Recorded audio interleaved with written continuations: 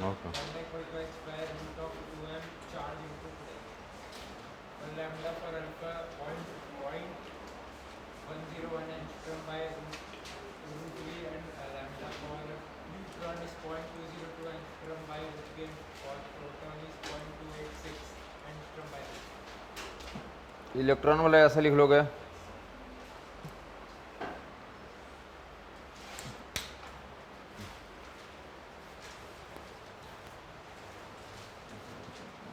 बताओगे de Broglie wavelength के 5 फार्मूले।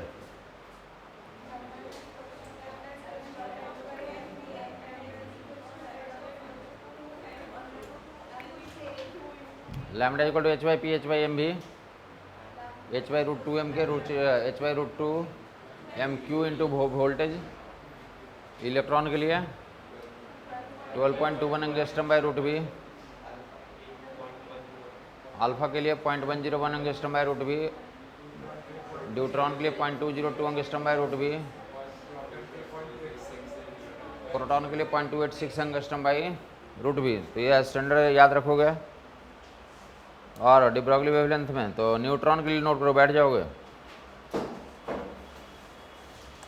न्यूट्रॉन पे चार्ज कितना होता है?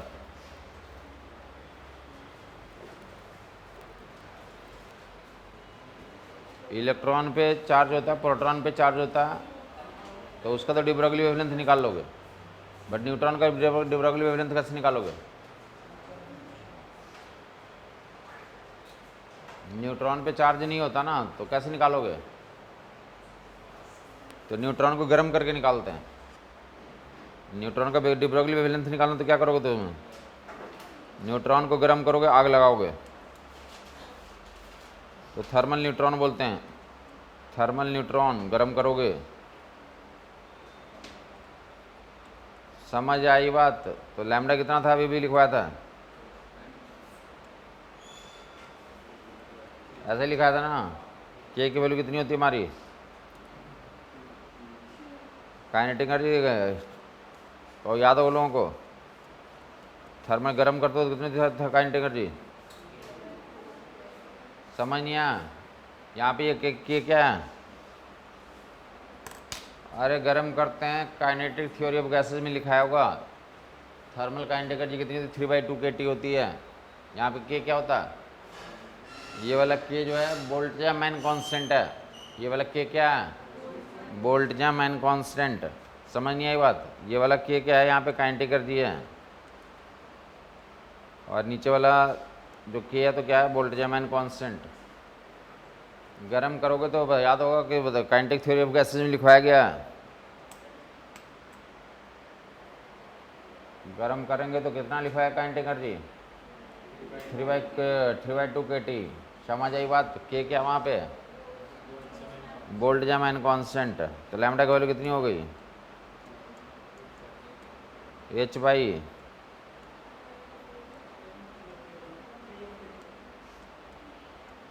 3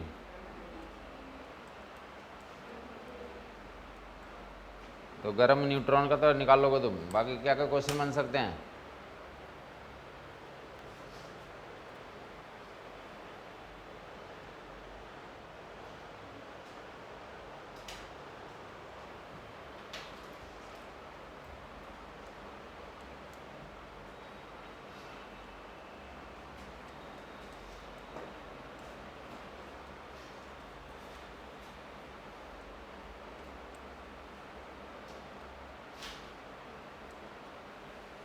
इस पर सवाल बताओ एक दो।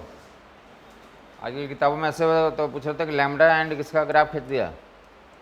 Lambda versus 1/√v। ग्राफ का तो ग्राफ कैसा आएगा? और ग्राफ बताओ पहले कैसा ग्राफ आएगा? Lambda versus 1/√v। तो लैम्डा हो गया और कितना हो गया? अलग कर लो।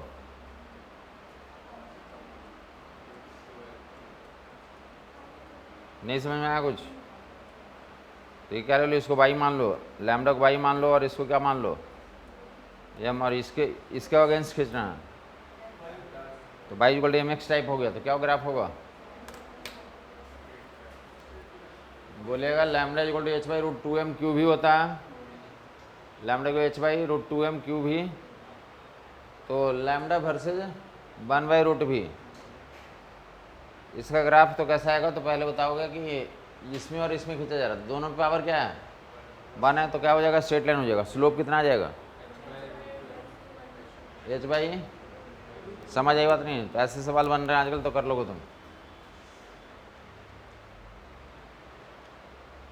वोल्टेज वोल्टेज दे देगा तो बता दिया, पिछली क्लास में बताया था कि इलेक्ट्रॉन को 100 वोल्ट से सिलेक्ट किया तो क्या निकालो, डिब्रॉगली वेवलेंथ। समझ आई बात, ऑलमोस्ट हर साल पूछा ही जाता है ये, या तो वोल्टेज दिया रहेगा तो वेवलेंथ निकालिए, उल्टा सवाल वेवलेंथ दिया रहेगा तो क्या निकालो, वोल्टेज निकालो।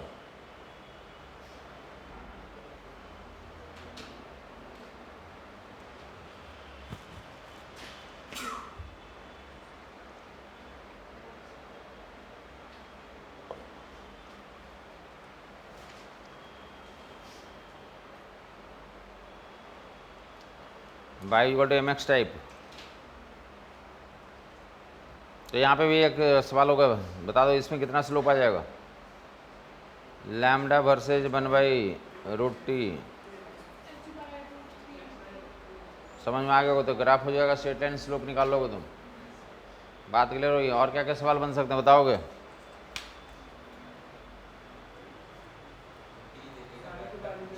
न्यूट्रॉन के बारे में बोलेगा, न्यूट्रॉन जो है, न्यूट्रॉन एक बार कितने डिग्री टेम्परेचर पे, 27 पे, और दूसरी बार 97 पे, तो दोनों न्यूट्रॉन के डिब्रॉगली वेवलेंथ का रेशियो निकालो। कुछ समझ में आया, एक बार न्यूट्रॉन कितने टेम्परेचर पे है, कितना बोला 27, और दूसरा कितना बताया 927, तो दोनों केस का जो न्यूट्रॉन है उसके डिब्रॉगली वेवलेंथ का रेशियो निकालो। दोनों केस में जो न्यूट्रॉन है उसका डिब्रॉगली वेवलेंथ का रेशियो निकालो। क्वेश्चन समझ में आया नहीं आया,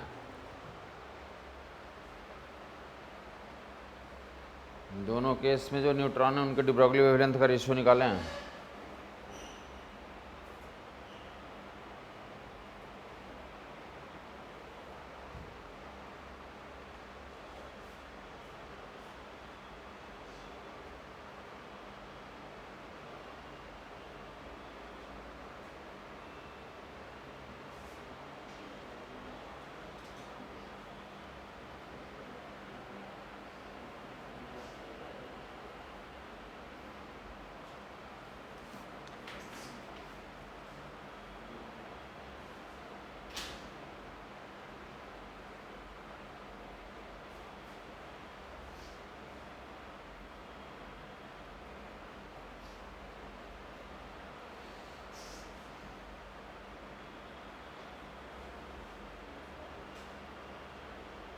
कुछ नहीं आया आंसर अभी तक, कहाँ है,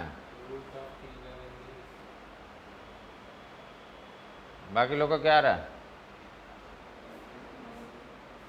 अरे एब्सोल्यूट टेम्परेचर लिखते हैं ना, कैपिटल टी का मतलब क्या होता है, 27 प्लस 273 जोड़ो कितना हो जाएगा। कैपिटल टी का मतलब होता है एब्सोल्यूट टेम्परेचर लिखो। समझ आई बात नहीं आई, तो पहली बार में कितने डिग्री पे, कितने केल्विन पे है, पहली बार 300 केल्विन और दूसरी बार ये 1200 केल्विन।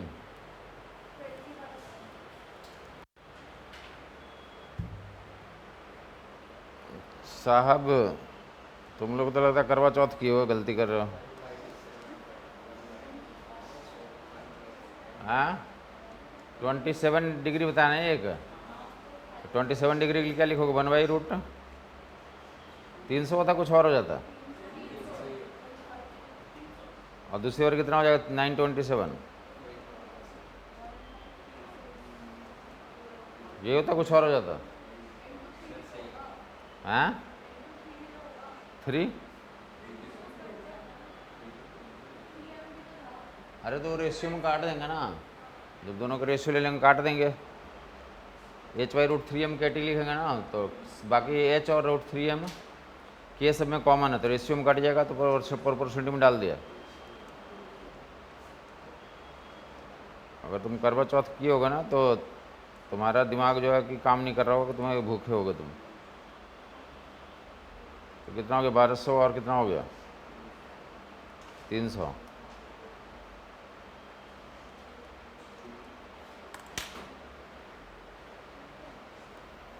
किया ना तुमने? देखो कितना आंसर ला रहे थे।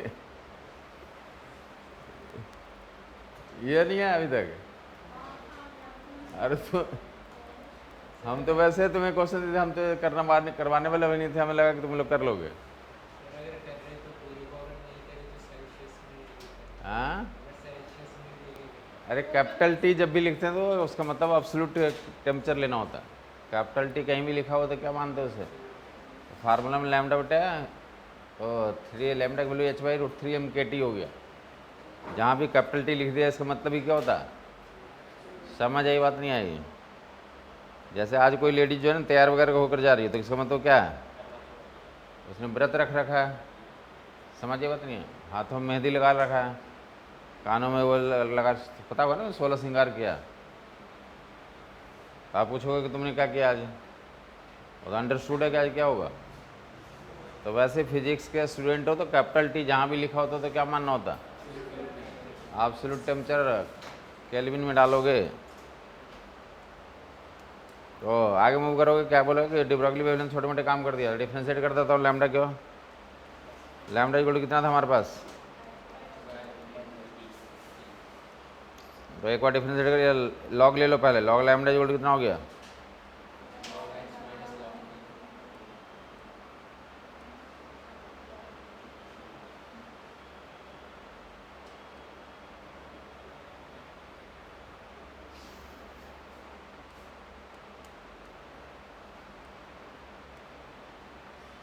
अब डिफ्रेंशिएट करो, कितना हो जाएगा लॉग का?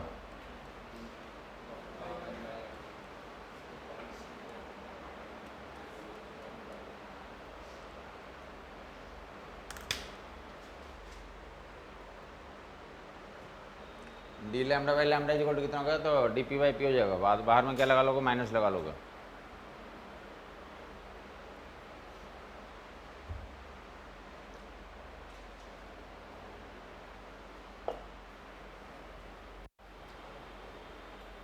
नाचना गाना कोई सीखा नहीं सीखा? ये कुछ नहीं सीखा? कोई नाच गाना नहीं आता?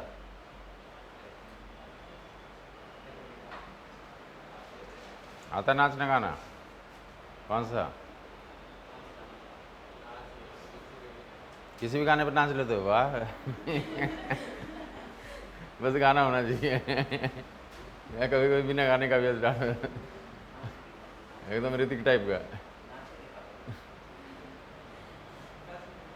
नाच लेते हो? गुड। इधर से तुम भी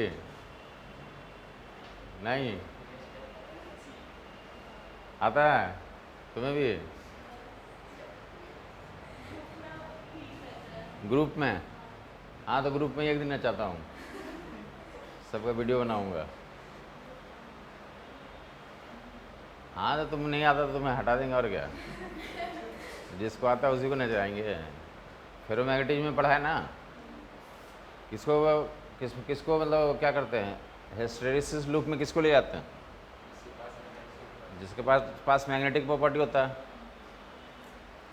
हिस्टेरिसिस लूप किसके लिए डिजाइन करते हैं? फेरोमैग्नेटिक के लिए करते हैं, क्योंकि उसके अंदर ऑलरेडी क्या है? मैग्नेटिज्म है। तो इसलिए नचाएंगे उसी को जिसको क्या आता है? नाचना आता है। अब तुम्हें नाचना ही नहीं आता तो फिर क्यों नचाएंगे? समझ आई बात नहीं आई? जिनको नाचना आता है एक दिन नचाऊंगा। D lambda by lambda equal to कितना? Minus D P by D lambda by lambda equal to minus D P by P. बात समझ में आ गई लोगों को? तो क्वेश्चन आए इस पे भी। कितने लोग हो गए यहाँ पे? डीआर का ओरिजिनल वेवलेंथ इतनी है, मोमेंटम इतना है, मोमेंटम में चेंज इतनी है, तो वेवलेंथ में चेंज निकालो। समझ आई बात नहीं? तो कर लोगे तुम। और इसका ग्राफ भी पूछे जा सकते हैं। ये बताते हैं कि लैम्डा एंड पी का ग्राफ 3-4 बार पूछ लिया है, जाके देखा होगा तो हर किताब में मिल जाएगा तुम्हें। तो कभी भी इसका ग्राफ पूछते, किसका graph? L N lambda versus L N p का ग्राफ कभी भी पूछ सकते हैं। समझ आई बात? तो क्या बताओगे L N lambda versus L N P? तो L N lambda versus L N P will be straight line, और स्लोप क्या हो जाएगा, नेगेटिव हो जाएगा। तो स्ट्रेट लाइन लाइन खींच लोगे, कैसी लाइन आएगी,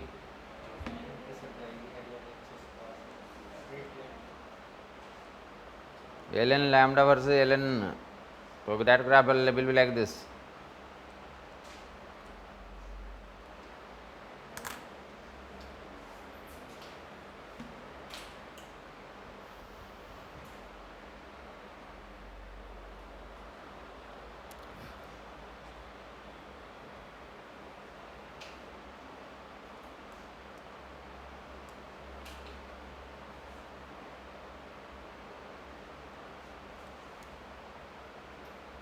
L N lambda versus L N P. तो नेक्स्ट में जाओगे, गाड़ी ब्रोगली वेवलेंथ में जो सवाल रहेंगे तो यहीं पर रहेंगे, वोल्टेज वोल्टेज दिया रहेगा, जल्दी से निकाल लो। क्या निकालना है, तो दोनों को कनेक्टर भाई दो चार क्वेश्चन फोटो इलेक्ट्रिक फैक्ट्री करवा दे रहा हूँ, जल्दी देखोगे। किसका क्वेश्चन करवा रहा हूँ, फोटो इलेक्ट्रिक इफेक्ट का, ठीक है। तो क्या था हमारे पास, बताया था काइनेटिक जी जो इलेक्ट्रॉन होते हैं उनके कहाँ से कहाँ तक होता है, ये कब होता है, जब एनोड वोल्टेज अप्लाई नहीं करोगे। जब एनोड पे वोल्टेज कितना है, 0 है, एनोड पे वोल्टेज है, तब काइनेटिक जी कहाँ से कहाँ होता है, 0 to E-5। लेकिन अगर वोल्टेज भी अप्लाई कर देंगे, क्या कर देंगे, तो कितना तो ऐड हो जाएगा ई भी। तो जब वोल्टेज अप्लाई कर दोगे तो एनर्जी काइनेटिक एनर्जी यहाँ से यहाँ तक हो जाएगी।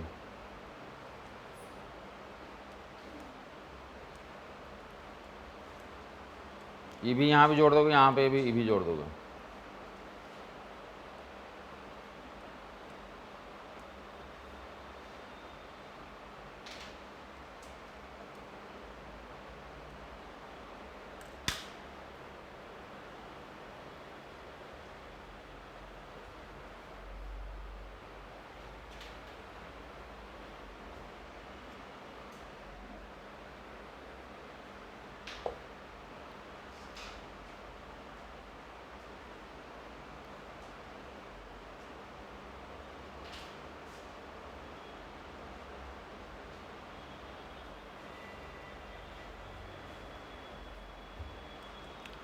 देखते हैं, तो अब अगर कर रहे तो तब मान लेंगे तुम्हें समझ में आया चैप्टर। फार्मूला यही लगा, के मैक्स इक्वल टू कितना हमारा, E-5। रेडी हो, क्या निकालना, स्टॉपिंग वोल्टेज निकालना, VS की वैल्यू निकालनी है। दिया हुआ क्या क्या, तो दिया हुआ वेवलेंथ ऑफ लाइट और थ्रेशोल्ड वेवलेंथ दिया हुआ। वेवलेंथ लाइट का दिया हुआ कितना, 300 नैनोमीटर, और थ्रेशोल्ड वेवलेंथ 400 नैनोमीटर। पहले बता दो, होगा फोटो इलेक्ट्रिक इफेक्ट हो नहीं होगा,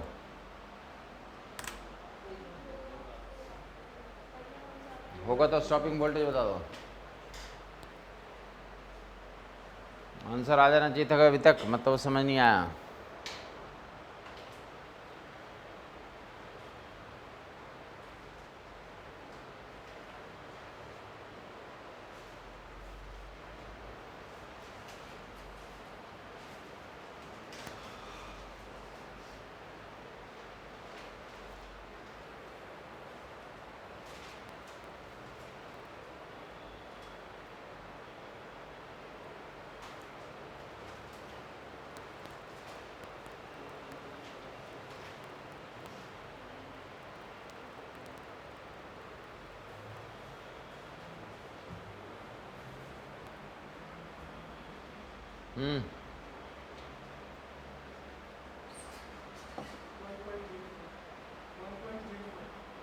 वेरी गुड। अरे इतना ही करना था, ऊपर देखो, ये मतलब एनर्जी कितनी है, तो 4.14, इसकी एनर्जी 4.14, तो यहाँ 4.14 लिखोगे, और इसकी एनर्जी 3.1 हो गई। तो 4.14 में से 3.1 माइनस करोगे तो 1.04 इलेक्ट्रॉन वोल्ट काइनेटिक एनर्जी आ जाएगी। वोल्टेज पूछा जाएगा तो क्या आंसर दोगे, 1.04 वोल्ट बोल दोगे, बस खत्म हो गया आंसर। समझ नहीं आया, कोई कलम हिलाने की ज़रूरत ही नहीं थी, मतलब चैप्टर समझ नहीं आया लोगों को। घर पे क्वेश्चन वोश्चन किया नहीं किया? जैसे जितना क्वेश्चन बोल दिया था कि जैसे वैसे एग्जाम में आया हुआ उस पर देख लेते तो भी तुम्हें याद रहता कुछ। ये सारे जो भी कुछ बोल रहा हूँ तो एग्जाम में सारे क्वेश्चन पूछे हुए हैं, तुम बनाओगे तुम्हें मिल जाएगा। समझ आई बात? 4.14 माइनस 3.1 तो 1 पॉइंट। अभी तुम बनाओगे तुम्हारे क्वेश्चन ओवरली हो जाएंगे, बाद में तुम्हें सब कुछ भूल जाओगे तो पता नहीं चलेगा। पहले एच की वैल्यू रखोगे, फिर सी को रखोगे, फिर गुना करोगे, फिर इलेक्ट्रॉन वोल्ट में चेंज करोगे, कहीं ना कहीं गलती कर दोगे तुम। समझ आई बात नहीं आई? अभी जितना बता दिया उसके बेसिस पे एच सी वर्मा के सारे क्वेश्चन तुम्हारे बन जाएंगे। समझ आई बात नहीं? जितना तुम्हें बताया ना उतना ही के बेसिस पे मैंने एच सी वर्मा के सारे क्वेश्चन करे थे बिना कुछ कलम के ही। जाके देखो तो ये क्वेश्चन भी मिल जाएगा, 300 नैनोमीटर, 400 नैनोमीटर और स्टॉपिंग वोल्टेज बता दो। समझ आई बात नहीं? तो सारे क्वेश्चन दिए हुए हैं, किसी भी किताब को उठा के बनाओगे बन जाएगा, तुम बनाओगे तभी बनेगा। तो ये काइनेटिक एनर्जी इतनी होगी तो स्टॉपिंग वोल्टेज कितना कर देंगे हम लोग? 1.04। समझ नहीं आया कुछ? तो डब्ल्यू के मैक्स के वोल्टेज ई बी एस जो 1 मोर दे रहा हूँ, देखते हैं कौन कर पा रहा है।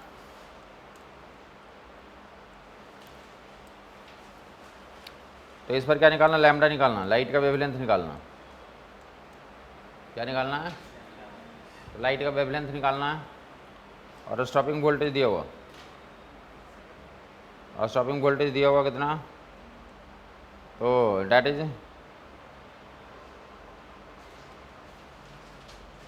4.11 वोल्ट दिया हुआ।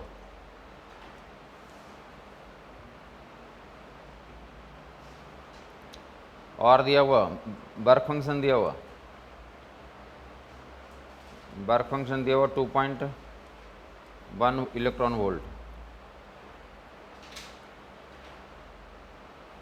तो क्या निकालना था? लाइट का वेवलेंथ निकालना।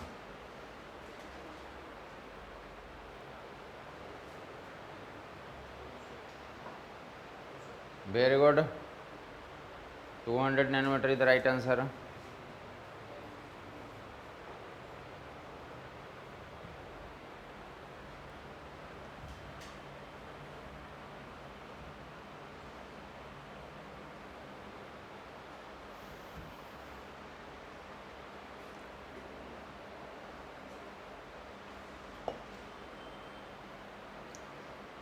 इधर समझो, लिखने की कोई ज़रूरत नहीं है, लिखने की कोई ज़रूरत नहीं है। क्या करना ऊपर देगा? बोलेंगे स्टॉपिंग वोल्टेज इतना है, तो काइनेटिक एनर्जी 4.11 इलेक्ट्रॉन वोल्ट हो गया। अब काइनेटिक एनर्जी और वर्क फंक्शन को जोड़ दोगे तो एनर्जी निकल जाएगी। ये फार्मूला ना, क्या क्या फार्मूला है हमारा? तो के मैक्स ई माइनस फाइव, तो ई की वैल्यू कितनी हो जाएगी? के मैक्स कितना है और फाइव कितना है? 2 पॉइंट, तो कितना आ गया ये? तो बता रखा है तुम्हें बेट, या तो मैंने मर्जी तो डिवाइड कर लो। ये बता रखा है कि 6.21 इलेक्ट्रॉन वोल्ट कौन से फोटोन की एनर्जी होती है?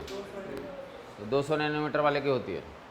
अगर दिक्कत है तो एक बार लिखो फार्मूला, लैम्डा की वैल्यू 1242 इलेक्ट्रॉन वोल्ट नैनोमीटर बटे 6/0.21 इलेक्ट्रॉन वोल्ट। इलेक्ट्रॉन वोल्ट काट दोगे तो कितना आ जाएगा? ये 200 नैनोमीटर आ जाएगा।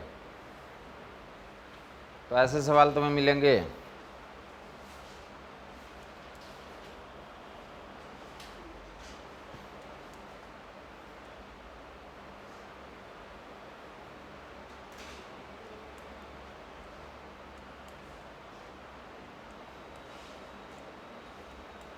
ये देख लो, एक और है तो करवा दे रहा हूँ। फार्मूला क्या है? EVS equal to, various times पूछेगा ऐसे सवाल, S C by lambda minus five या S C by lambda minus S C by lambda not.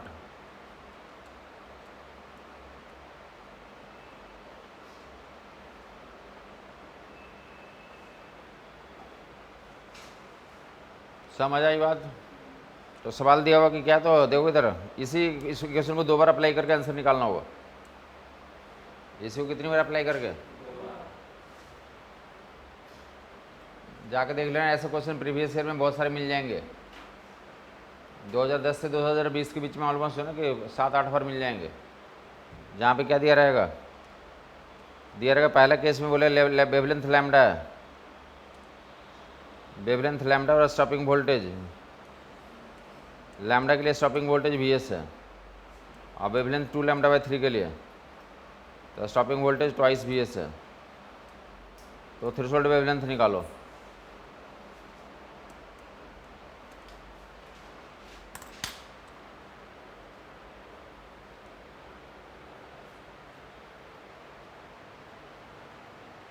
चलो मैं एक करके दिखा देता हूँ, पर ऊपर देख लो, समझ लो, बता दिया कि तुम्हारे तो भरे पड़े किताबों में सवाल ऐसे देख लो। एक मैं करके दिखा दे रहा हूँ, कलम बंद करके देख लेगा।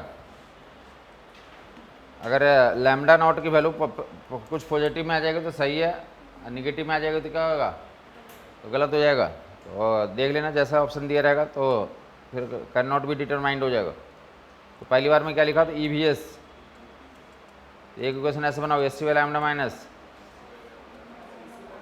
एक इक्वेशन ये बनी, ऊपर देखो दूसरा। अब इतना दूसरी बार के लिए लिख रहा हूँ, और लैम्डा की जब कितना लिख देंगे, 2 λ/3, वो कहाँ चला जाएगा। अब ऊपर से देखो इधर, या तो 2 काम करो तुम, या तो इन दोनों को डिवाइड कर दो, तो क्या मर जाएगा, तो दोनों को डिवाइड कर दोगे तो EVS मर जाएगा, HCS भी मर जाएगा ऊपर नीचे। या दूसरा ये भी तरीका है कि EVS की वैल्यू ऊपर से उठा के नीचे रख दो,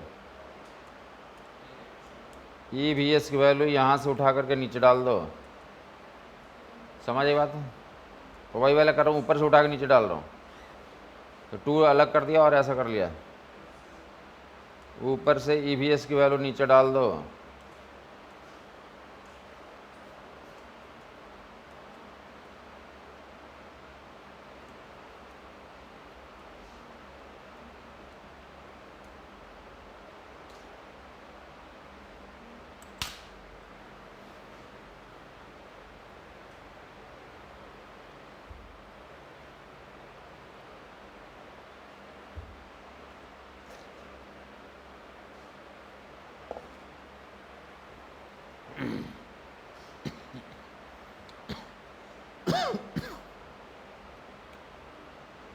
आप बता सकते हो कि नहीं बता सकते अभी भी?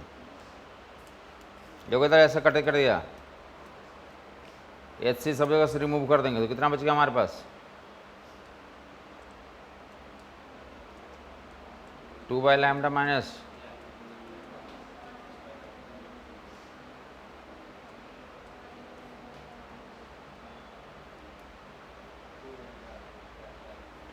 आ गया। अब लैम्डा नॉट को एक तरफ कर लोगे, लैम्डा को एक तरफ कर लोगे,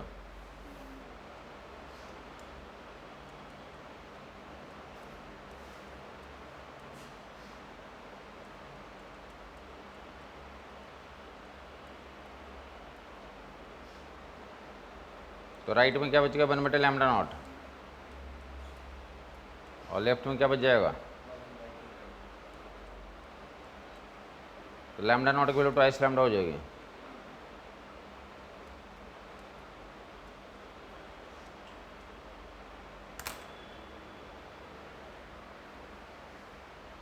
लैम्डा नॉट की वैल्यू कितनी हो गई, समझ आई बात? तो ऐसे भरे पड़ गए हैं कि एक ही 2 कंडीशन दिए जा रहेंगे, इक्वेशन एक ही है, 2 बार अप्लाई करोगे, उन्हीं को सोल्व करोगे तो रिलेशन निकल जाएगा। बात समझ आ गई? बता दिया कि बहुत सारे वेरियस टाइम्स आए हैं एग्जाम्स में, ये सब जाके तो क्वेश्चंस कर लेना। तो आगे हम लोग क्या कर रहे थे, एटम्स में जा रहे हैं।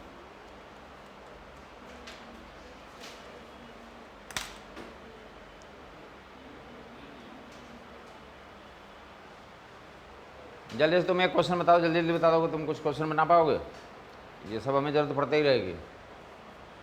अभी हमने दिया ना कि फोटोन का वेवलेंथ कितना था, 300 नैनोमीटर, और थ्रेशोल्ड वेवलेंथ 400 नैनोमीटर। तो मैक्सिमम काइनेटिक एनर्जी नहीं पूछ लिया या स्टॉपिंग वोल्टेज पूछ लिया, तो ऐसा सवाल हमने बनाया ना, तुम कुछ बना सकते हो।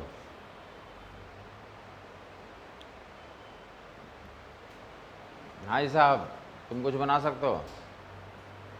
चलें, स्टॉपिंग वोल्टेज दिया 1.1 वोल्ट, कितना दिया हुआ? स्टॉपिंग वोल्टेज 1.1 वोल्ट और वर्क फंक्शन 2 इलेक्ट्रॉन वोल्ट। तो लाइट का वेवलेंथ निकालो। 1.1 वोल्ट स्टॉपिंग वोल्टेज है और वर्क फंक्शन कितना हमारा, तो 2 इलेक्ट्रॉन वोल्ट। समझ नहीं आया कुछ? तो काइनेटिक एनर्जी तो 1.1 इलेक्ट्रॉन वोल्ट हो गया, मैं वर्क फंक्शन जोड़ देंगे तो क्या निकल जाएगा, फोटोन की एनर्जी निकल जाएगी। अब फोटोन की एनर्जी पता चल गया कितना, 3.1, तो वेवलेंथ में चेंज करेंगे 400 नैनोमीटर हो जाएगा। समझ नहीं आई बात? क्या उल्टा भी सवाल होगा? क्या उल्टा सवाल होगा?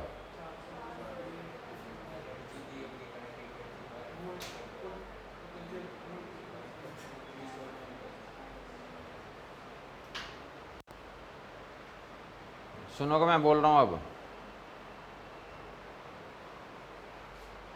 वेवलेंथ कितना है? वेवलेंथ 400 नहीं, अब दूसरा दे रहा हूँ। वेवलेंथ है कितना, तो 200 नैनोमीटर लाइट का। लाइट का वेवलेंथ 200 नैनोमीटर, ठीक है। स्टॉपिंग वोल्टेज है 4 वोल्ट, तो थ्रेशोल्ड वेवलेंथ निकालो। थ्रेशोल्ड वेवलेंथ पूछा जा रहा है।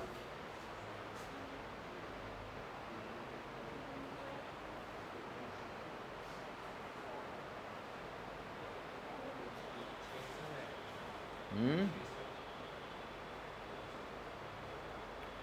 1242 को 2.21 से डिवाइड कर लोगे, 2.21 से डिवाइड कर लोगे, तो 2 से डिवाइड करते हो कितना आता है आंसर? 621। अब थोड़ा ज़्यादा कर रहे हैं तो थोड़ा कम आ जाएगा, तो 600 के आसपास आ जाएगा। 600 से कितना आता था? 2.07। 600 एग्जैक्टली 2 पॉइंट, तो थोड़ा सा और कम आ जाए, 590 नैनोमीटर आ जाएगा। समझ नहीं आई बात? ऐसे किताबों में भरे पड़े कि इसका सवाल है, जाके तुम अटेम्प्ट करो। बाकी एटम्स के बारे में तो लिखोगे क्या, जनरल नॉलेज सुन लो पहले। एटम के तो ना बहुत सारे थ्योरी आए थे, कौन कौन सी थ्योरी का नाम जानते हो?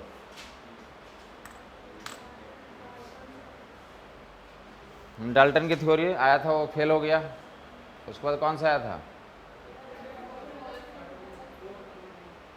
डाल्टन के पहले भी कुछ आया था, बट वो सारी क्या हो गए, फेल हो गए। सब कुछ फेल हो गया। रदरफोर्ड भी फेल हो गए, बट रदरफोर्ड का नाम जानना तुम्हें। रदरफोर्ड ने एटम पे एक्सपेरिमेंट करा। रदरफोर्ड ने क्या करा? एटम पे एक्सपेरिमेंट करा। तो एक्सपेरिमेंट का स्टोरी तुम्हें तो ऑलरेडी पता ही है। तो उसने क्या करा था, गोल्ड फॉइल लिया था, गोल्ड फॉइल पे अल्फा पार्टिकल को बम्बार्ड किया था। गोल्ड फॉइल पे अल्फा पार्टिकल को क्या किया था? बम्बार्ड किया था। और ऐसा करने के बाद उसने देखा, उसने बोलते पहले तो एक्सपेरिमेंट किया और उसके बाद क्या बोलते उसको, ऑब्जर्वेशन लेना। क्या लेना? और ऑब्जर्वेशन लेना। तो पहले एक्सपेरिमेंट क्या था, एक्सपेरिमेंट समझ में आया तुम्हें? गोल्ड फॉइल लिया और उस पर alpha particle, highly energetic alpha particle को बम्बार्ड किया, मतलब फेंका उस पर। तो ये एक्सपेरिमेंट था। ऑब्जर्वेशन क्या क्या आया?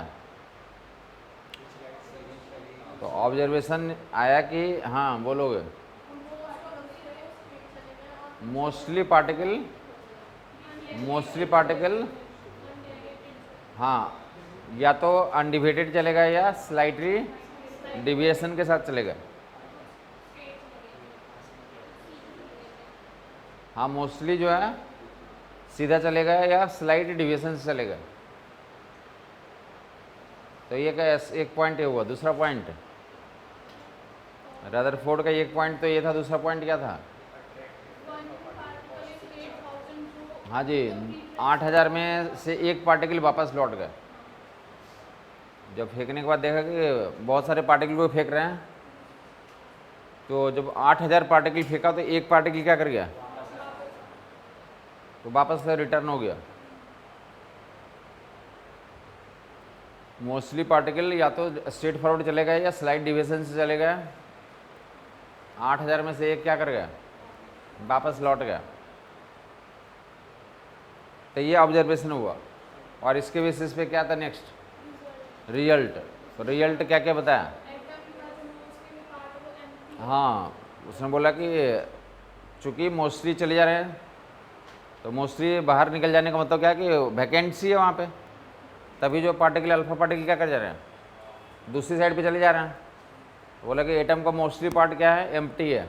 Very good. दूसरा और क्या बताया? नहीं, मोस्टली पार्ट एम्प्टी है, ये बताया कि चूँकि मोस्टली सीधा चले गए तो वाला एम्प्टी है। दूसरा बताया कि स्लाइड डिविएशन हो गया, तो वहाँ से क्या रिजल्ट बताया? कुछ पार्टिकल स्लाइड डिविएशन था ना, तो स्लाइड डिविएशन बोला कि अल्फा पार्टिकल पे पॉजिटिव चार्ज है, अल्फा पार्टिकल पे भी पॉजिटिव चार्ज है। तो बोला कि बीच में एक रीजन है जहाँ पे क्या है, वहाँ पे भी कोई पॉजिटिव चार्ज है, इसलिए पॉजिटिव पॉजिटिव में रिपल्सन हो रहा है, इसलिए क्या कर रहा है? तो स्लाइड डिविएशन से जा रहा है। और तीसरा जो ऑब्जर्वेशन है कि 8,000 में से एक पार्टिकल वापस लौट गया, तो उसका क्या बताया रिजल्ट? उसका बताया कि जो एटम का मास जो है बहुत ही स्मॉल रीजन में कंसंट्रेटेड है, बहुत ही स्मॉल रीजन में कंसंट्रेटेड है, जिसका नाम न्यूक्लियस दिया। और बोला कि अगर हमारा अल्फा पार्टिकल उस रीजन से कोलाइड कर रहा तो क्या कर जा रहा है? वापस लौट जा रहा है। तो ये रिजल्ट हो गया। रिजल्ट ये आया कि मोस्टली पार्ट क्या है? एटम के अंदर खाली है, जो एटम का मास है बहुत ही स्मॉल रीजन में, तो भर रखा हुआ है, मतलब वो उसका नाम न्यूक्लियस दिया, बहुत ही स्मॉल रीजन में, उस मतलब बोला उसकी डेंसिटी क्या है? हाई होगी। न्यूक्लियस की डेंसिटी क्या होती है? बहुत हाई होती है।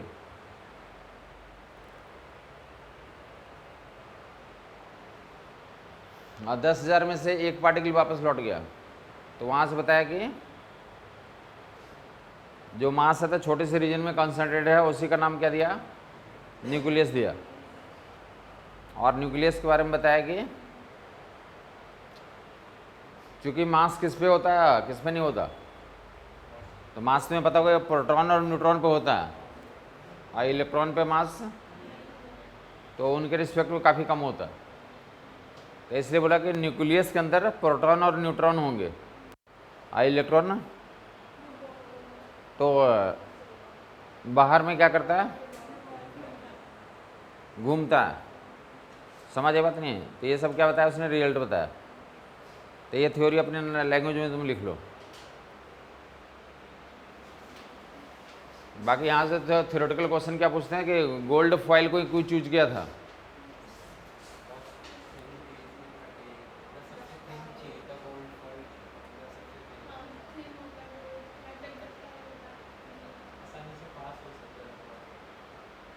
गोल्ड फॉइल के लिए दो कारण थे। एक तो जिस पे फायर करो तो हैवी होना चाहिए, तो गोल्ड हैवी है। और दूसरा एक और, गोल्ड का मेलेबिलिटी हाई होती है। मेलेबिलिटी मतलब उसको डिफरेंट टाइप के शेप्स में आसानी से तो चेंज किया जा सकता है। समझ में बात नहीं आई? तो दो कारण थे। गोल्ड की मेलेबिलिटी हाई होती है, मतलब जिस शेप में चेंज करना चाहोगे कर लोगे।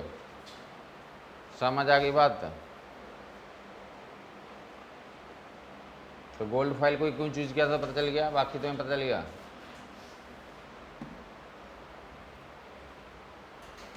तो रदरफोर्ड में तो यही बातें थी, आपको ऑलरेडी पता ही है। जो रदरफोर्ड का ड्रॉबैक क्या था हमारा?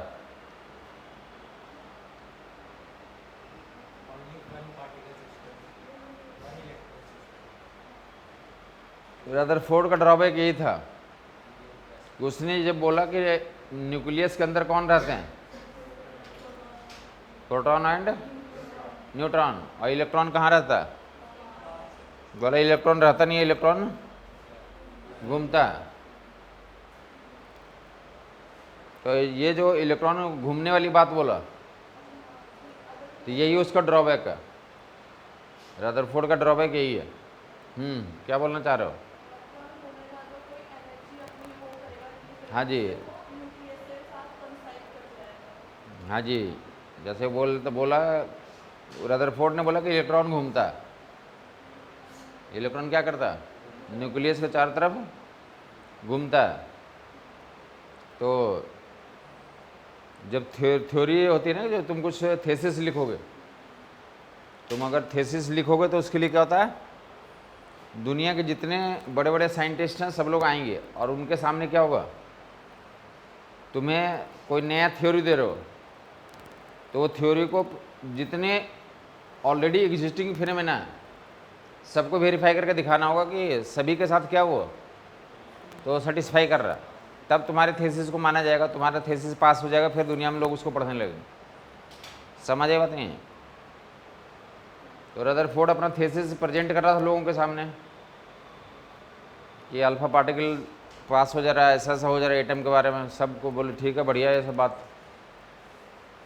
लेकिन जैसे उसने क्या बोला कि इलेक्ट्रॉन न्यूक्लियस के चारों तरफ रिवॉल्व करता है, तो लोगों ने उससे क्वेश्चन पूछ लिया कि ऑलरेडी मैक्सवेल की थ्योरी थी, तुम्हें पता है ना मैक्सवेल की थ्योरी क्या थी? मैक्सवेल के बारे में बताया था ना। अरे मैक्सवेल ने बताया ना कि एक्सेलरेशन में जो चार्ज है क्या प्रोड्यूस करेगा? Charge in acceleration produces EM wave. सब कुछ भूल गए। Charge at rest electric field बनाता है, चार्ज इन यूनिफॉर्म मोशन क्या बनाता है? Magnetic field. और चार्ज एक्सेलरेशन में रहेगा तो क्या बनाएगा? EM wave. तो रदरफोर्ड का इलेक्ट्रॉन के एक्सेलरेशन में था या नहीं था? कैसे था एक्सेलरेशन में?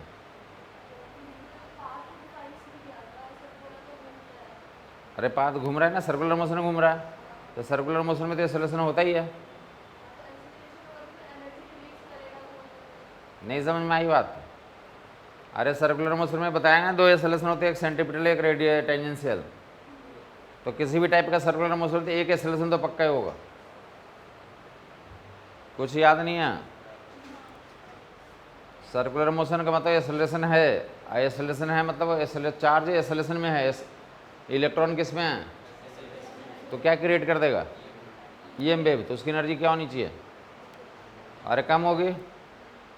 समझ आती है बात नहीं आती? तो उनसे पूछा गया रदरफोर्ड से कि भाई रदरफोर्ड भाई तुम्हारा इलेक्ट्रॉन घूम रहा है, सदियों से घूम रहा है वो, और घूमने वाले जो भी पार्टिकल उसके पास एक्सेलरेशन है, मतलब वो ईएम वेव रेडिएट कर रहा है, तो उसकी एनर्जी क्या होगी? कम होनी चाहिए। और इलेक्ट्रॉन की एनर्जी जब कम होगी तो क्या करना चाहिए उसी इलेक्ट्रॉन को? तो न्यूक्लियस से जाकर कोलाइड कर जाना चाहिए। सिस्टम एटम का एग्जिस्टेंस होना ही नहीं चाहिए। एटम का एग्जिस्टेंस नहीं होना चाहिए, जबकि सदियों सदियों से एटम क्या करता है? एग्जिस्ट करता है। तो इस क्वेश्चन का जवाब रदरफोर्ड के पास नहीं था। रदरफोर्ड इस पॉइंट पे चुप हो गया। रदरफोर्ड इस पॉइंट पे क्या हो गया? इसका जवाब उसके पास था नहीं, आंसर था नहीं। तो लोगों ने टमाटर उस पर फेंक दिया, बोला कि जाओ तुम खत्म, तुम्हारा थेसिस फिनिश। समझ ये बात नहीं आई? बोर भी उसी जो कॉन्फ्रेंस हॉल होता ना, तो बोर भी उसी कॉन्फ्रेंस हॉल में गया हुआ था। और भी बहुत बताया ना कि दुनिया के जितने साइंटिस्ट हैं तो सब लोग आएंगे। देखो ना कभी कोई मीटिंग वीटिंग सुना नहीं सुना? जैसे आप सुना ना मोदी साहब ब्रिक्स में जाने वाले हैं, सुना नहीं सुना? ब्रिक की समिट होने वाली है। ब्रिक्स जो होता है इंटरनेशनल ऑर्गेनाइजेशन होता है जिसमें कौन से कंट्रीज हैं? गुड, ब्राज़ील, रसिया, ऐसे जो है तो ये सब कंट्रीज उस ग्रुप में। तो मोदी साहब को भी रसिया ने इनवाइट किया। कि मोदी साहब आप भी आइए इसमें। तो मोदी साहब अकेले जाते हैं, ये क्या करते हैं? मोदी साहब जब जाते हैं तो वो मोदी साहब के साथ 2000-3000 लोग और भी जाते हैं साथ में। समझ बात नहीं है? जो जो उस फील्ड के जानकार होंगे तो सबको लेके जाते हैं। तो ऐसे जो कॉन्फ्रेंस चल रहा था रदरफोर्ड वहाँ प्रेजेंट कर रहा था थेसिस, तो सभी जगह के देश और दुनिया के सभी लोग आए हुए थे। जो जिस साइंस फील्ड के आदमी है ना, तो सभी को बुलाया गया था, सभी के सामने प्रेजेंट कर रहा था। बोर भी वहीं बैठा हुआ था। तो रदरफोर्ड पे क्या पड़ गया? सब लोगों ने टमाटर जूते चप्पल फेंक दिया, अंडे वंडे फेंक दिया। रदरफोर्ड अपना थेसिस लेकर के क्या करा? कॉन्फ्रेंस हॉल से बाहर निकल गया। और उसको पता ही डस्टबिन बाहर में होता है। जब कॉन्फ्रेंस हॉल से बाहर निकलोगे तो क्या रहता वहाँ पे? तो वो डस्टबिन में डाल दिया। क्या कर दिया? बोर भी उधर ही था। अब बोर को ये पता था कि रदरफोर्ड ने बहुत मेहनत करी है इस पर, इस थ्योरी पे रदरफोर्ड ने क्या करा? बहुत मेहनत करा। बोर भी वहाँ से निकला और रदरफोर्ड के पीछे था। उसने देखा कि उसने डस्टबिन में डाल दिया। बोर उस थ्योरी को निकाल लिया। उस थीसिस को किसने निकाल लिया? बोर ने निकाल लिया। अब बोर जाके सो गया आराम से। अगले दिन सुबह उठा। अब बोर बोला कि मैं प्रेस कॉन्फ्रेंस कर रहा हूँ, सभी प्रेस वाले आए हैं, आप मुझे कवर करें। और बोर बोला कि मैं एटम को एक्सप्लेन कर सकता हूँ। क्या कर सकता हूँ? समझ बात नहीं है? तो अभी जैसे तुम्हें पता होगा ना कि अगर कोई भी आदमी क्या बोले कि मैं नौकरी 10 करोड़ आदमी को नौकरी दूंगा, तो इंडिया में लोग उसको क्या करेंगे? तुरंत प्रधानमंत्री बना देंगे। अरे मोदी साहब यही बोले थे ना कि 3 करोड़ लोगों का रोजगार दूंगा, तो मोदी साहब को प्रधानमंत्री बना दिया। तुम कितने के बोल दो? 30 करोड़ बोल दो कि मैं 30 करोड़ लोगों को रोजगार दूंगा, सरकारी नौकरी दूंगा सबको, तो तुम्हें क्या बना देंगे? प्रधानमंत्री। समझिए? तो जैसे अभी लोगों को रोजगार के लिए मारा मारी है, और जैसे कोई भी प्रॉमिस कर देता तो उसके पीछे लोग लग जाते हैं। तो पता हो नहीं कि बिहार में जो है कि कौन सा हुआ, जो लालू यादव का बेटा है तेजस्वी यादव, उसने बोला कि मैं इतने लोग 10 लाख नौकरी दूंगा, हमें मुख्यमंत्री बना दो, पहले दिन तुम्हें 10 लाख है नौकरी का, तो सिग्नेचर करके फाइल पास कर दूंगा। तो उसे पता होगा ना कि तो कितने सीट आ गए थे, थोड़ा सा के लिए बच गया, नहीं तो वो भी मुख्यमंत्री बन जाता। समझ आई बात नहीं आई? अरे ऐसे ही होता ना। मोदी साहब ने बोला 15-15 लाख रुपए सबको दूंगा, ठीक है। सबने वोट दे दिया भाई, 15 लाख की बात है। तो उसमें 15 लाख उसने इस पर राहुल ने बोला, देख सुना होगा ना इस बार कि राहुल ने बोला सबको एक कितना देने के लिए बोला था। अरे राहुल ने बोला था इलेक्शन में, तुम्हें नहीं पता? हाँ।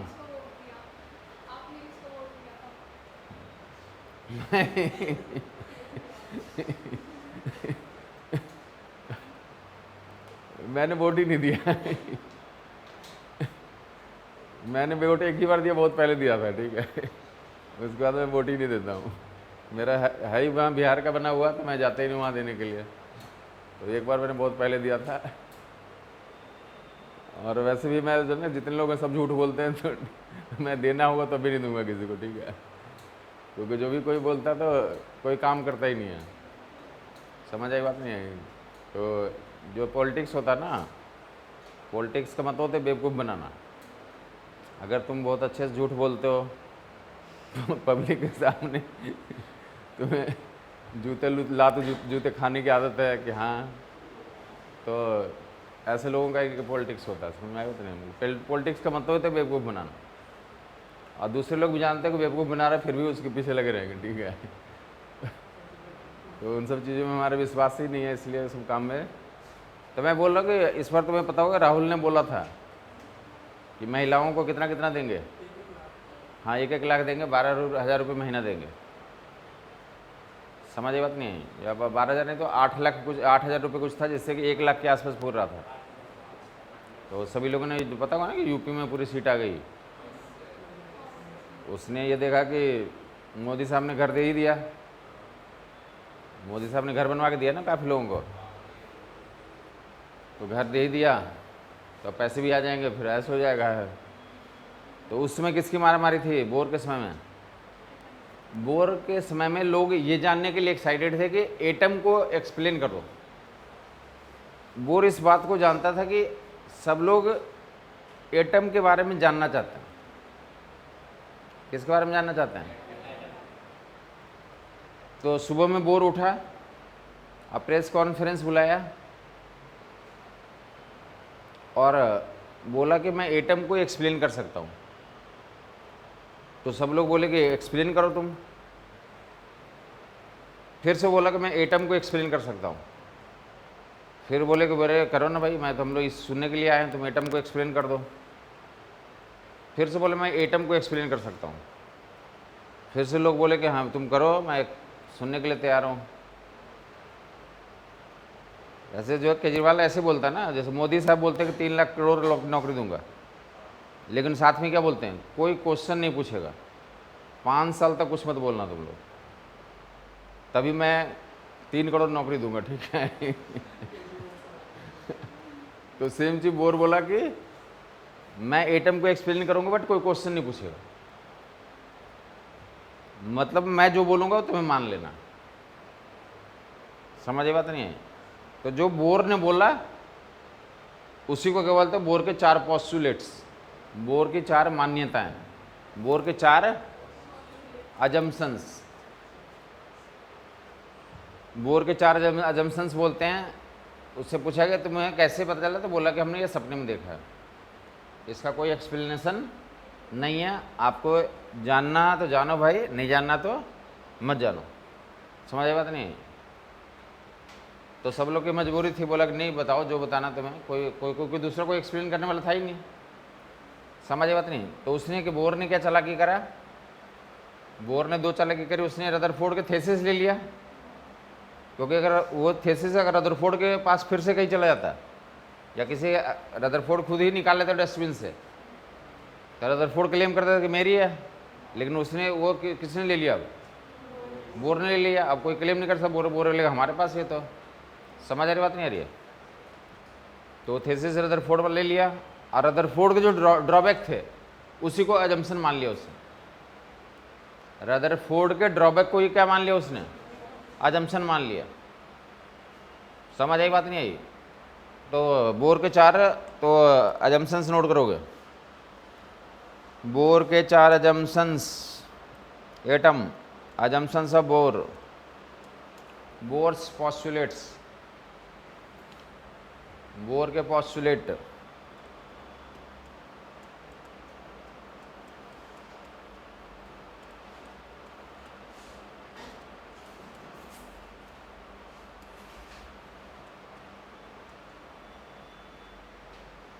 Bourse assumption postulate. ड्रॉबैक को क्या मान लिया उसने? अजम्पशन मान लिया। बोला कोई क्वेश्चन नहीं पूछेगा। तो पहला अजम्पशन क्या था बताओ, किसी को पता? तो पहला अजम्पशन वही है कि electron revolves in around nucleus. Electron revolves around nucleus in circular orbit. Electron जो था न्यूक्लियस से चारों तरफ घूमता है, किस ऑर्बिट में घूमता है? सर्कुलर ऑर्बिट में घूमता है।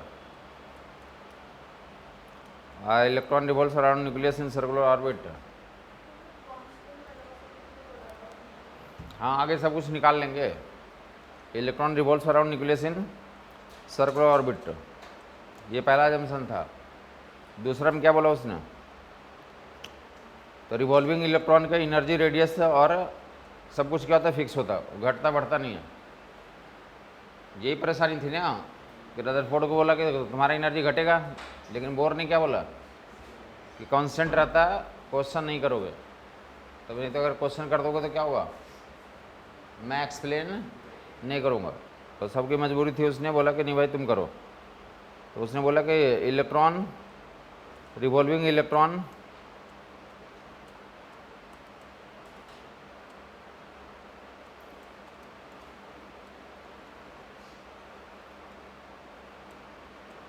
Has fixed energy and fixed radius. Revolving electron की एनर्जी फिक्स होती है, रेडियस भी क्या होता है, और जिस ऑर्बिट में घूमता है रेडियस क्या हो गया, फिक्स हो गया, कांस्टेंट हो गया, तो उसको क्या नाम दिया उसने, स्टेशनरी ऑर्बिट बोला। ऐसा ऑर्बिट जिसमें इलेक्ट्रॉन घूमता है उसका रेडियस क्या होता है, चेंज नहीं होता, वो क्या होता है, कांस्टेंट होता, तो उस ऑर्बिट का क्या नाम दिया, स्टेशनरी ऑर्बिट। यहीं पे तो रदरफोर्ड फेल हुआ था, इसी को उसने अजम्पशन ले लिया और बोला इसको मानोगे तभी मैं एक्सप्लेन करूंगा, सबकी मजबूरी थी, कोई दूसरा था नहीं एक्सप्लेन करने वाला, इसलिए जो है तो अजम्पशंस को मान लिया गया। Revolving electron has fix energy and fix radius, और फिक्स रेडियस जो जिस ऑर्बिट में घूमता है फिक्स रेडियस होता है उस ऑर्बिट का क्या नाम होता है, स्टेशनरी ऑर्बिट। और स्टेशनरी ऑर्बिट का मीनिंग पूछ रहे थे तो मीनिंग क्या बताओगे, स्टेशनरी ऑर्बिट उसको कहते हैं जिसकी एनर्जी क्या होती है, कांस्टेंट होती है, रेडियस क्या होता है, तो फिक्स होता है। और तीसरा और चौथा जंक्शन, तो तीसरा नंबर जंक्शन क्या हमारा, तीसरा नंबर में electron jumps from high energy to low energy, तीसरा नंबर में है इलेक्ट्रॉन, तीसरा junction electron jumps from high energy to low energy.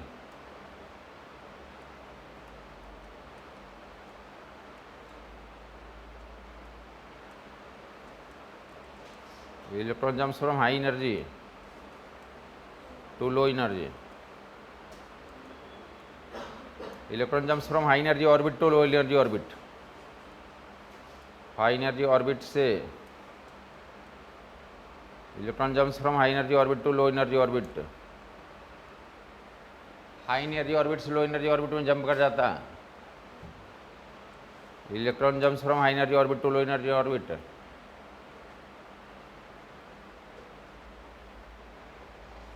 और इस प्रोसेस में हाई एनर्जी से लो एनर्जी में जाएगा तो क्या होगा, तो एनर्जी रिलीज होगी, energy release is converted into photon. और ज़्यादा एनर्जी था ना, बाद में क्या कौन से कहाँ चला गया इलेक्ट्रॉन, तो एनर्जी रिलीज हुआ ही नहीं हुआ, तो energy released is converted into photon. Photon में तो क्या हो गया, अरे फोटोन में कन्वर्ट हो गया मतलब क्या हो गया, लाइट दिखेगा, तो इसको क्या बोलते हैं, इसी फिनोमेना को इमिशन स्पेक्ट्रा बोलते हैं, इमिशन स्पेक्ट्रा।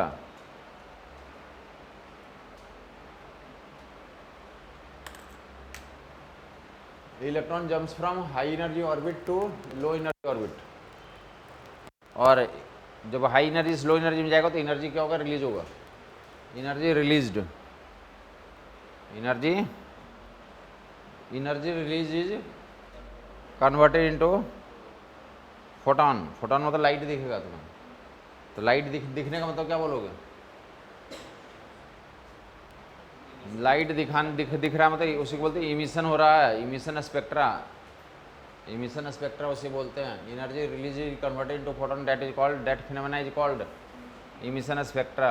उल्टा भी बोला, उल्टा भी होता, लो एनर्जी से अगर तुम धक्का मारोगे, जब तुम इलेक्ट्रॉन जो लो एनर्जी में है उसको क्या करोगे, उसको एनर्जी दोगे, धक्का थोड़ी मारोगे इलेक्ट्रॉन को, उसको क्या दोगे, if electron gets observes some energy then it also jumps from low energy to high energy. अगर इलेक्ट्रॉन को कहीं से एनर्जी मिल जाएगा तो वो इलेक्ट्रॉन क्या करेगा, नीचे से ऊपर जंप कर जाएगा। तो इलेक्ट्रॉन ने क्या किया, एनर्जी को ऑब्जर्व कर लिया, एनर्जी को क्या कर लिया, एनर्जी का मतलब होता ही क्या है, एनर्जी का मतलब फोटोन, फोटोन को मतलब लाइट, तो लाइट ऑब्जर्व हो जाएगा तो उसे क्या बोलेंगे, एब्जॉर्प्शन स्पेक्ट्रा। क्या बोलेंगे, अगर हाई एनर्जी से लो एनर्जी में कूदेगा तो इमिशन स्पेक्ट्रा होगा, उस केस में तुम्हें तो चमकेगा, लाइट दिखेगा। और उल्टा लो से हाई में जाएगा तो एनर्जी तो गायब हो जाएगी और इलेक्ट्रॉन जंप कर जाएगा नीचे से ऊपर। तो emission spectra and observation spectra का कॉन्सेप्ट दिया। इन electron gets energy, electron gets energy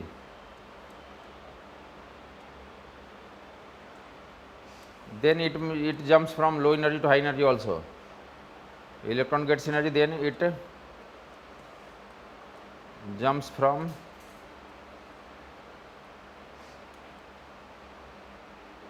low energy to high energy also.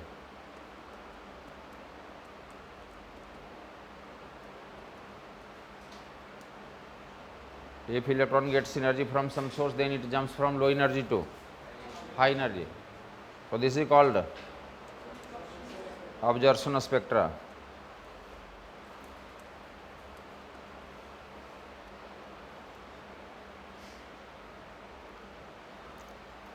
और दोनों केस में वेवलेंथ निकालना तो वही फार्मूला लगाओगे, इमिशन हो या स्पेक्ट्रा ऑब्जर्वेशन हो।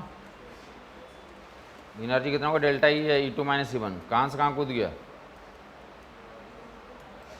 हाई से लो कूद जाएगा खुद ही, तो E2 से E1 में कूद गया। इलेक्ट्रॉन यहाँ ऊपर से नीचे खुद ही कूद जाता। समझ नहीं आया कुछ?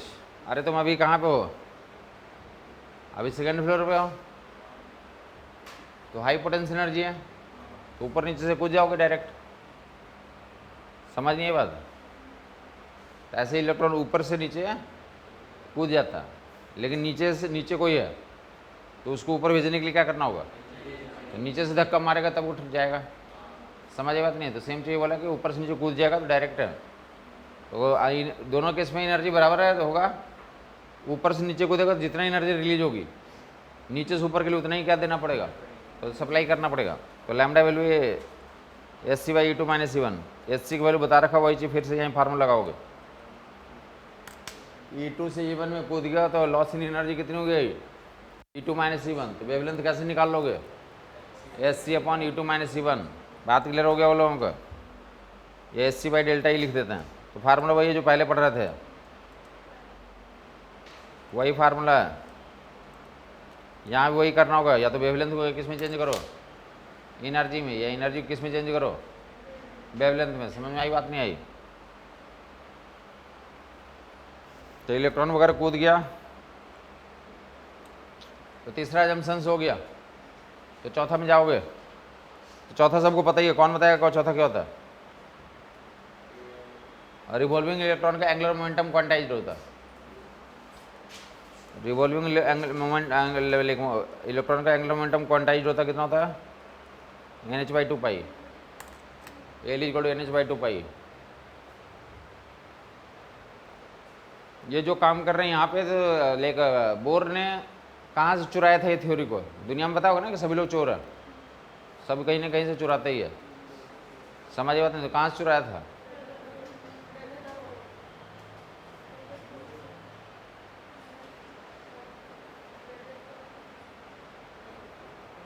बोर ने चुराया था केपलर लॉ से। तुम्हें पता है ना, केपलर में भी एंगुलर मोमेंटम कंजर्व होता है। केपलर का दूसरा नियम यही है ना, तो उसने यहीं से तो थीसिस निकाला कि जैसे सन है और सन के चारों तरफ क्या घूम रही है, अर्थ घूम रही है, तो वैसे यहाँ पे भी होता है। समझ आई बात नहीं है?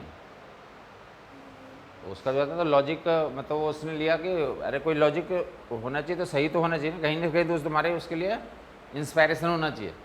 तो उसका थ्योरी कहाँ से इंस्पायर्ड है, केपलर की थ्योरी से इंस्पायर्ड है।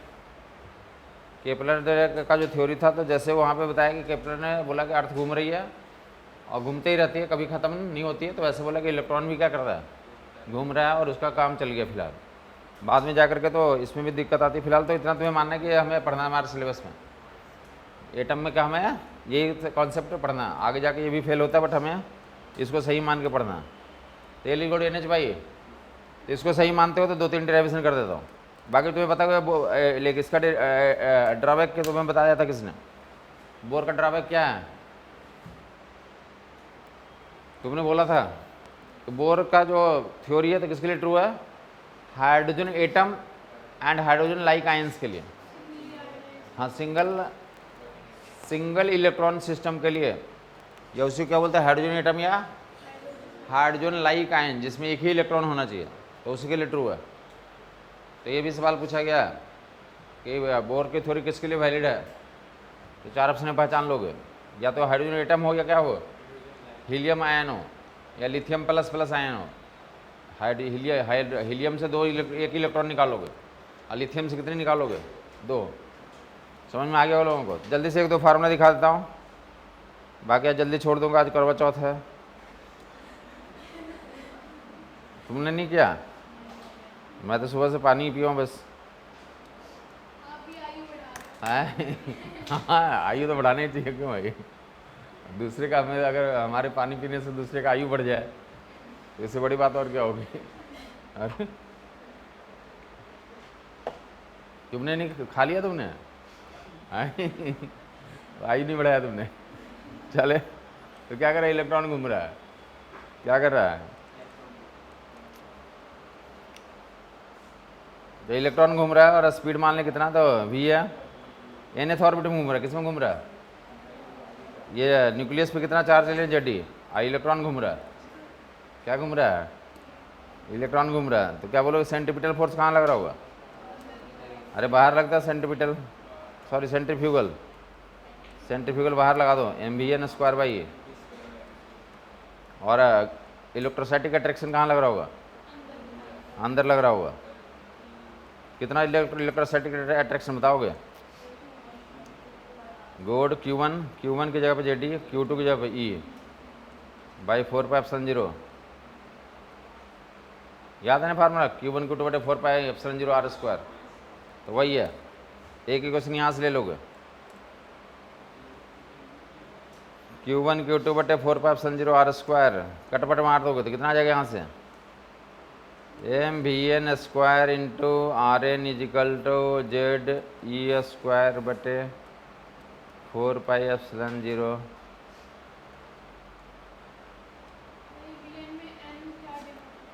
nth ऑर्बिट में, मान लो ऑर्बिट होता ना, पहला ऑर्बिट, दूसरा ऑर्बिट, तीसरा ऑर्बिट, कौन सा ऑर्बिट की बात कर रहे हैं?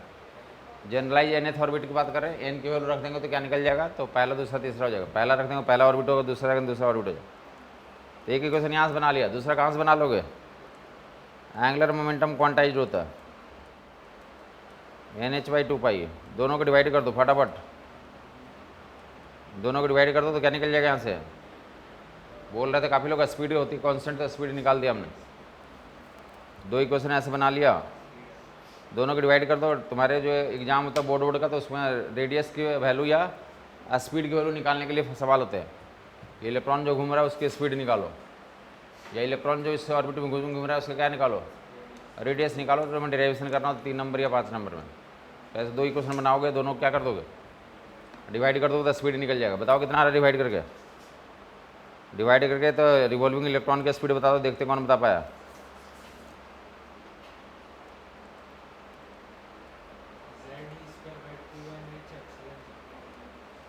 स्पीड की वैल्यू इतनी आ जाएगी। और स्पीड रख दो किसी भी एक इक्वेशन में, स्पीड रख दो तो रेडियस निकल जाएगा। इस स्पीड की वैल्यू यहाँ पर रख दो, इस स्पीड की वैल्यू, तो nth ऑर्बिट का रेडियस निकाल लो। तो दोनों स्पीड का एक फार्मूला निकाल दे, रेडियस का निकाल देता हूँ। किसका है कुछ रेडियस की वैल्यू?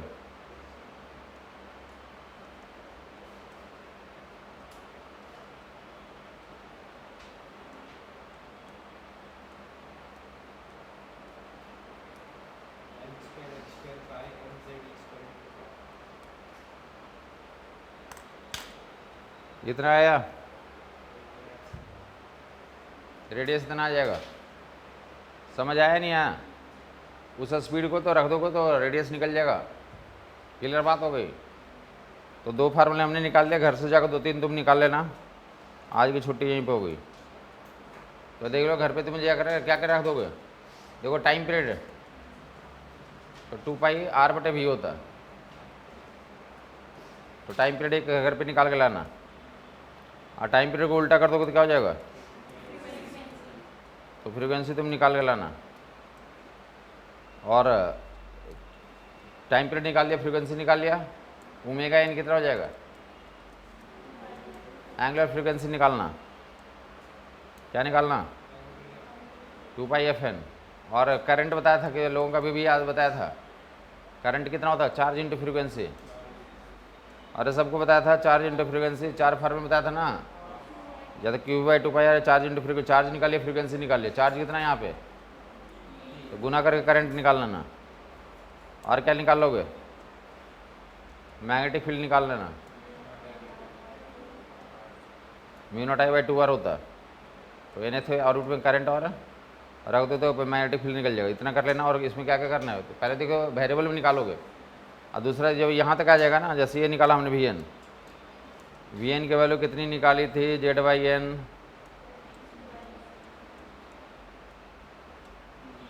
जेड और एन को अलग कर दिया, तो ये वैल्यू सारी कांस्टेंट होती है।